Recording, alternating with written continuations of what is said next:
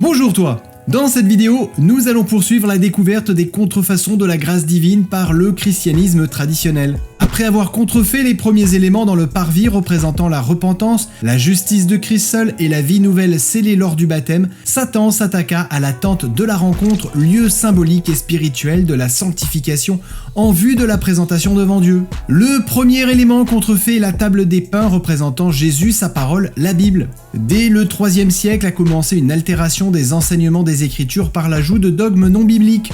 Ainsi commence à émerger la croyance de la transsubstantiation avec l'adoration de l'hostie qui se popularise avant d'être codifiée à partir du IIe siècle. La transsubstantiation, elle, fut codifiée en 1215. Dès 375 après Jésus-Christ, c'est aussi la vénération et la prière vers et pour les morts qui s'installa.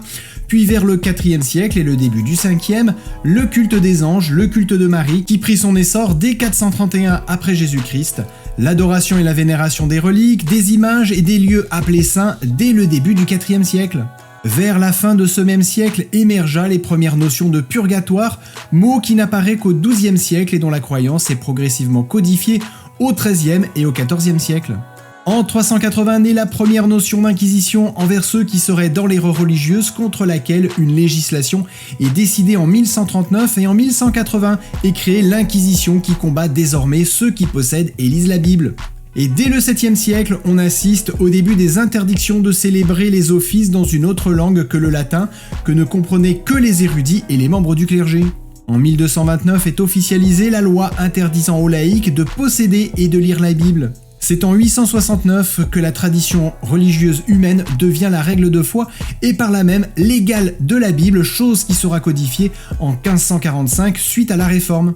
À partir du IIIe siècle commence aussi l'utilisation de textes apocryphes contraires aux enseignements bibliques et qui sont ajoutés au canon de la Bible en 1546 pour avaliser les hérésies entrées dans le christianisme dès le IIIe siècle et en faire des doctrines de foi. En 1560 est imposé le credo catholique. Il est noté que nombre de ces hérésies proviennent de cultes païens qui ont été adaptés dans le but de christianiser les adorateurs de ces cultes. Après avoir perverti l'enseignement du Christ et sa parole, Satan a aussi contrefait l'autel des parfums, élément représentant la prière et le ministère de Jésus auprès du Père pour les croyants qui s'adressent à lui.